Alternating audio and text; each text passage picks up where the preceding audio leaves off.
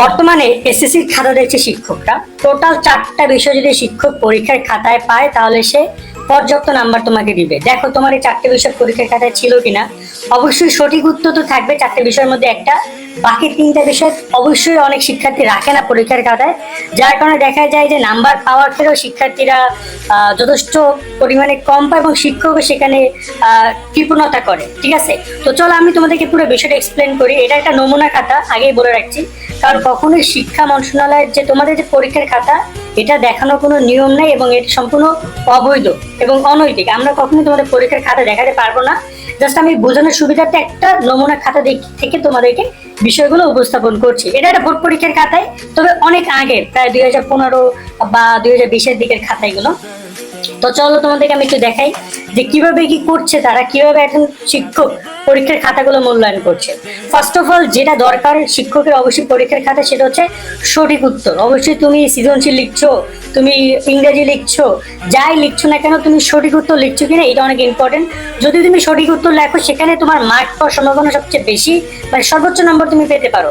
বিশেষ করে গণিতের ক্ষেত্রে আমি যদি গণিত নিয়ে একটু কথা বলতে চাই এই পয়েন্টে এসে, গণিতে যদি একটা সৃজনশীল তুমি লেখো, ক লিখো, খ লিখো, গ লিখো, গণিতে তো 3টা হয় টোটাল, ক খ গ, এই 3টা পয়েন্ট যদি তুমি লিখো এবং যদি সেটা সঠিক হয় তাহলে এখানে আর কোনো এই যে বাকি যে 3টা বিষয় এটা খুব গুরুত্বপূর্ণ না, কারণ তাহলে তুমি গণিতে 10-এ 10 পাবা। গণিতের ব্যাপারে এটি কেমন, শিক্ষক সেখানে নাম্বার কাটতে পারে না।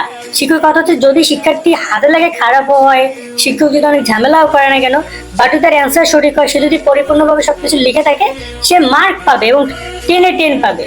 সৃজনশীলে 10-এ 10 পাবা, 60টা সৃজনশীলে 70 পাবা, এবং অনেক শিক্ষার্থী তা পেয়েছেও, অনেক শিক্ষার্থী তা পেয়েছে। কিন্তু সঠিক উত্তরের পাশাপাশি তোমাকে আরো 2-3টে বিষয় কাজ করতে হবে। তার মধ্যে একটা হচ্ছে তোমার পরীক্ষার খাতে পরিষ্কার পরিচ্ছন্নতা। যেটা শিক্ষক, দেখো একজন শিক্ষক এবং তুমি যদি একজন টিচার হও, তোমার কিন্তু মনে হবে যে আমি খাতাগুলো যে দেখছি সেগুলো স্পষ্ট, লেখাগুলো স্পষ্ট হয়, পরিষ্কার পরিচ্ছন্ন হয়। এখন এই জায়গায় আমরা অনেকেই খাতা এমন ভাবে লিখি, ধরো না যে আমি তোমাকে কিছু কিছু খাতা দেখাই, এই যে ও লিখেছে এই খাতাগুলো কিন্তু খুব বেশি স্পষ্ট না, শিক্ষকের পড়তে যথেষ্ট কষ্ট হবে। এইখানে এই প্রশ্নটা যে লিখেছে, দেখো তুমি এখানে এতখানি ফাঁকা দিছে, আবার এখানে এতখানি ফাঁকা দিছে, এতখানি ফাঁকা দিলে এভাবে যদি লেখে শিক্ষক কিভাবে ওকে নাম্বার দিবে এটা শিক্ষকই ভালো জানে।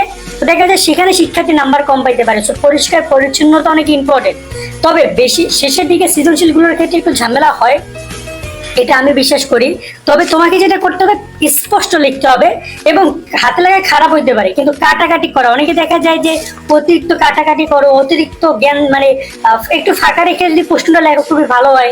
মানে একটু পরিষ্কার পরিচ্ছন্নতা, একটু সৌন্দর্য যদি মেনটেন করো, হাতে লাগায় খারাপ হলো, দেখা গেলো যে তুমি একটু ফাঁকা ফাঁকা করে লিখছো, এই বিষয়গুলো যদি তোমার খাতার মধ্যে থেকে থাকে সেখানেও শিক্ষক নাম্বার তোমাদেরকে দিবে। এই পরিষ্কার পরিচ্ছন্নতার কারণে, পজিটিভ মুভমেন্ট থাকার কারণে দেখা যায় গড়মার্কের একটা প্রশ্ন তুমি একটু ফাঁকা লিখে রেখেছো এবং লেখাগুলো বোঝা যাচ্ছে স্পষ্ট, যে কাটাকাটি তেমন করনি, হয়তো বা একটু হাতে লেখা খারাপ হয়েছে, বাট শিক্ষক সেখানে তোমার যেটা পাওয়ার যোগ্য তার থেকে একটু বেশি দিচ্ছে। দেন 3 নম্বরের যে পয়েন্টটা সেটা সবচেয়ে গুরুত্বপূর্ণ। সবার কিন্তু সব সৃজনশীল কমন পড়ে না, কারোর কমন পড়ে কারো পড়ে না। এক্ষেত্রে তোমাদেরকে যেটা করণীয় সেটা হচ্ছে গঠনমূলক লেখা, বইভিত্তিক লেখা। তুমি যদি তোমার একটা প্রশ্ন কমন না পড়ো, ধরো যে এই যে 2 নম্বরের প্রশ্ন, ক কমন পড়ছে, খ পড়ছে আর গ পড়ে নাই, গ পড়ে না, আমার ঘ কমন পড়ে না, উদ্দীপক আমি পারি না, আমি আমার যা ইচ্ছে তাই উদ্দীপক লিখে দিলাম, এটা লিখে দিলাম, ওটা লিখে দিলাম। শিক্ষক, দেখো শিক্ষক তোমার গুরু, মানে শিক্ষক মানে শিক্ষকই, তুমি বুঝছো কিন্তু সে তুমি কি লিখছো, বই দিয়ে কি লিখছো, শিক্ষক প্রথম লাইন 2 লাইন পড়লেই তোমার ইন্টেনশন শিক্ষক বুঝতে পারে।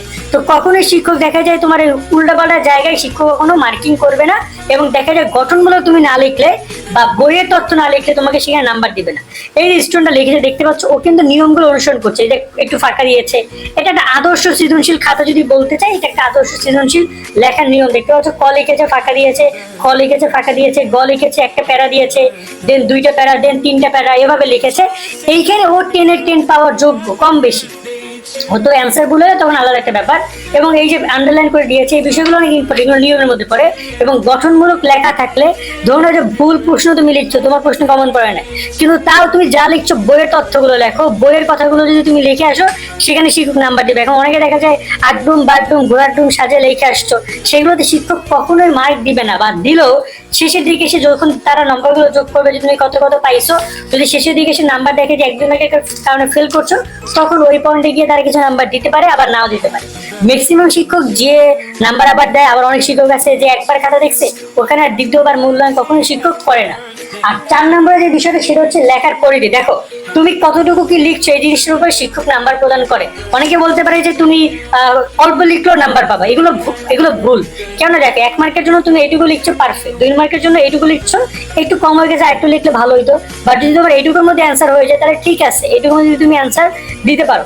আর 3 নম্বর লেখার ক্ষেত্রে তোমাকে কিন্তু বলা হয় না যে এখানে কিন্তু অনেকখানি তুমি লিখে চাইলে 1 পৃষ্ঠা লিখতে পারতা, কিন্তু ওইখানে পয়েন্টগুলো লেখার কারণে এখানে অনেকগুলো পয়েন্টও লিখেছে, যার কারণে ও পুরো এখানে পুরো জায়গাটুকু নিচ্ছে, সেক্ষেত্রে পারফেক্ট আছে। এখন তুমি যদি 3 নম্বরটা খুব অল্প এইটুকু লিখো, জাস্ট এইটুকু লিখো, কখনোই তোমাকে গ নম্বরে 3 মার্ক এখানে এইটুকু লেখার কারণে দিবে না। তোমাকে 3 মার্ক আদায় করার জন্য পর্যাপ্ত সময় দিচ্ছে পরীক্ষা কেন্দ্র, 7-8 মিনিট করে সময় দিচ্ছে বা 5-6 মিনিট সময় দিচ্ছে। 5-6 মিনিট তুমি যদি একটা পেজ না লিখতে পারো সেখানে তুমি নাম্বার পাবা না। এবং ঘ নম্বর লেখার ক্ষেত্রে তোমাকে মিনিমাম 1 পেজ থেকে 1.5 পেজ লিখতে হবে। যদি তুমি 1 পেজের মধ্যে অ্যান্সারটা দিতে পারো সবচেয়ে গুরুত্বপূর্ণ তথ্য দিয়ে, তাহলে ঠিক আছে। বাট কোনো কোনো ক্ষেত্রে 1.5 পেজও লেখা লাগতে পারে যদি তোমার অ্যান্সারটা উপস্থাপন করতে হয় এবং শিক্ষকের পরিধির বিষয়টা লক্ষ্য করে, শিক্ষকের মন মাইন্ড সেভাবে সেট হয়ে যায়। এবং তোমাদের বন্ধু বান্ধবী সেটা সেট করছে, কেউ দেখছে যে অনেক সুন্দরভাবে পরীক্ষার খাতা 1.5 পেজ লিখেছে, তখন দেখা যায় শিক্ষকের মাথার মধ্যে রয়ে গেছে যে 1.5 পেজ লিখলে শিক্ষক ফুল মার্ক দিচ্ছে শিক্ষক সেখানে। তো যখন তুমি সেখানে হাফ লিখছো, সেখানে কম লিখছো, শিক্ষক কিন্তু সেখানে মার্কটা পুরোটা দিবে না শিক্ষক। এইটা হচ্ছে মূল কথা। তো এই 4টা বিষয় তোমাদের পরীক্ষার খাতা থাকলে শিক্ষক সেখানে ফুল মার্কটা তোমাদেরকে দেওয়ার ট্রাই করছে। এবং এখানে একটা কথা বলে রাখি আমি, শিক্ষকের ইন্টেনশন হচ্ছে তোমাদেরকে ফুল মার্ক দেওয়ারই। বাট তোমরা যদি পর্যাপ্ত না লিখে আসো সেখানে, বা যদি নিয়ম কানুন ফলো না করো, যদি সঠিক উত্তর না লেখো, তখন শিক্ষক সেখানে গিয়ে একটা বিড়ম্বনার শিকার হয় এবং তখন শিক্ষক কি করবে বুঝতে পারছে না, তখন তার নিজের মতো করে মূল্যায়ন করে। তো অতিরিক্ত আমি তোমাদেরকে বলবো লেখার ক্ষেত্রে চেষ্টা করবা এই বিষয়গুলো যেগুলো সামনে পরীক্ষা সেগুলোতে কার্যকর করার। এবং এই বিষয়গুলো আমরা কিন্তু এর আগেও বলেছি, বাট আমি আপাতত খাতা দেখা নিয়ে এই টপিকগুলো আলোচনা করলাম যে শিক্ষক এইভাবে খাতাগুলো তোমাদের দেখছে। আজকে আমাদের এখানে বিদায় নিচ্ছি, সকলে অনেক ভালো থাকবা, আল্লাহ হাফেজ।